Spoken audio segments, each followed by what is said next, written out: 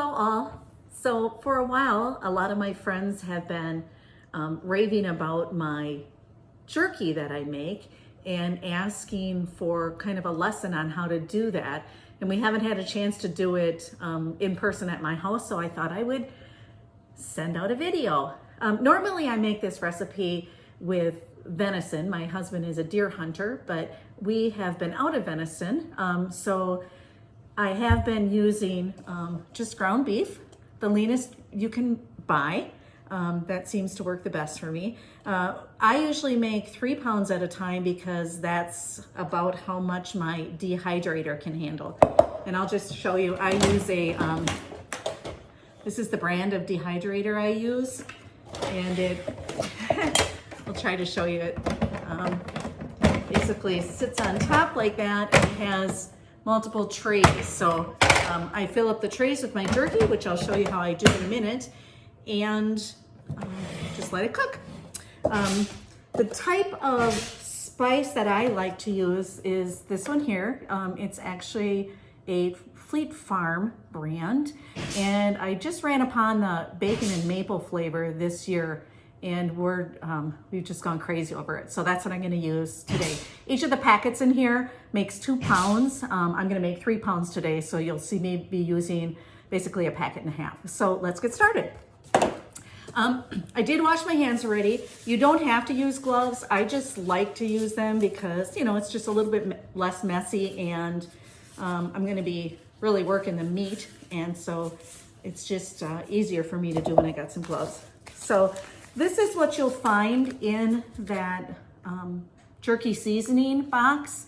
You're gonna get some of these and some of these. This is the jerky cure, and these are the seasoning. And I think pretty much regardless of what brand you buy, this is the kind of stuff you're gonna see. So I'm gonna go ahead and add this to my beef.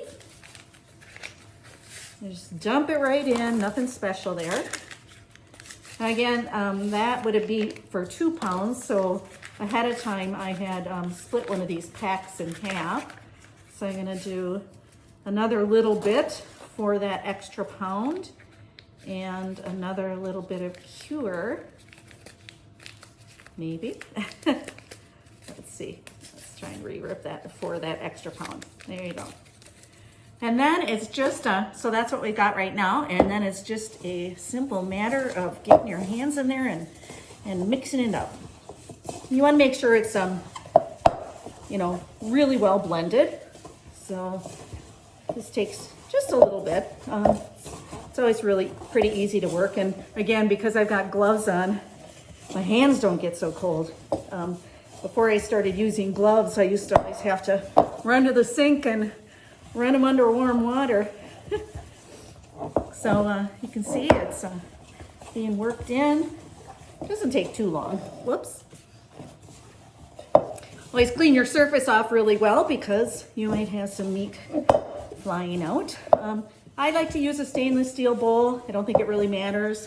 I have used plastic bowls in the past, so again, I don't think it really matters. So that looks pretty good. As you can see, everything has been mixed up. Now I use, this is the gun I use. It's just a jerky gun. And the way this thing works is when you press on this, hold on, this pulls back. So we're gonna pull that back. I like to use this adapter right here. It came with my gun. I like the consistency and thickness of the jerky at that level. So I just go ahead and pop that in here. Here's the tube we're gonna put the jerky in. So we're gonna screw that on and start filling my tube. It's kind of the fun part. Sometimes I feel like I'm working with Play-Doh. So we're just gonna stuff a bunch in there. There's not really any art to this. You just push it in, push it in, push it in. And you know, you will figure out with your own gun the technique that works best. I usually go about that full on mine. because then when I screw it on, it fits on there real nice. So I screw that on. Now my gun is ready. So I'm just gonna step over here. I'm gonna take one of the trays from my dehydrator, and let me see if I can tilt. Now I just start to pull this trigger, and you can see that the meat is starting to come down. I've experimented with different sizes. I kind of like to just make it with one squeeze, and then I kind of go like that with my finger. That seems to be a good kind of serving size for most people. It is pretty easy once you get used to it.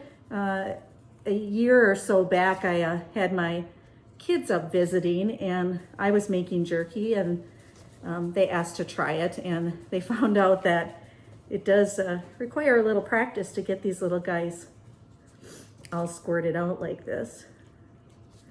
So again, I just go and I fill each tray.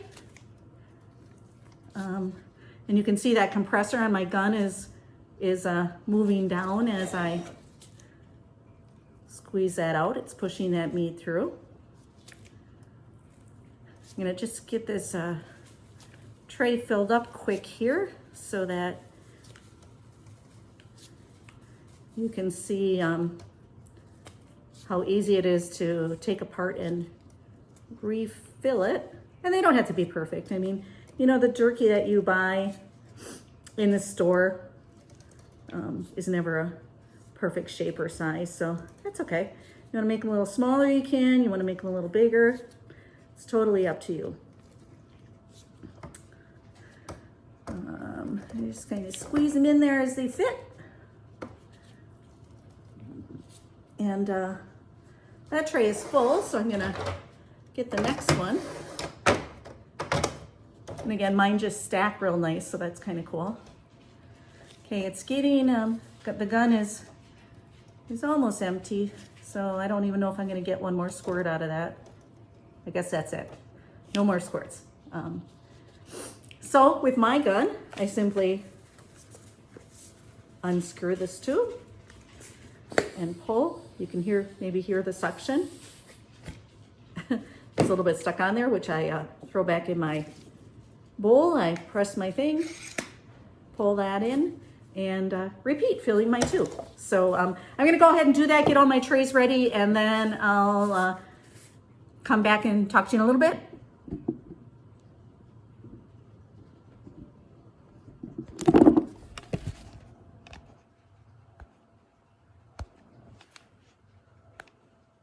Hey everybody, so I'm back. I'm on my last tray that I'm working on. One of the things I didn't show you and I thought might be interesting for you to see. So the reason I like using this tip, if you can see how thin that jerky is. And that's, like I said, we feel a really nice consistency for how we like our jerky. So that's really why I use that one. When I get to the end here, there's usually a clump of meat stuck in the end, and I can't squeeze anymore. So what I normally do is take this apart, and I will